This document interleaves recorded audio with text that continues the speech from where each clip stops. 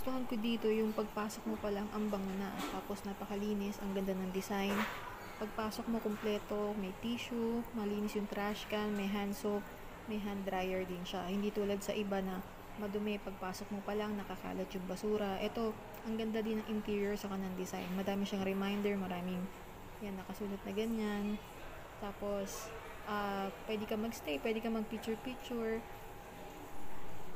Bagay na bagay ito sa mga babaeng mahilig mag-picture kasi may malaki siyang mirror dito na Instagrammable talaga. Tapos natawa ko dito kasi may reminder, tapos meron siyang toilet seat, sanitizer spray, at ang ganda ng ceiling niya. Ayan, makikita nyo sa picture. Meron di patungan ng bag dyan kung meron kang dala-dala. So, 10/10 talaga to sa akin. Itong Mary Grace Cafe dito sa Newport. Till next time again, mag-message kayo or mag-comment kayo kung ano yung mga next na gusto nyong i-rate natin. Thank you for watching!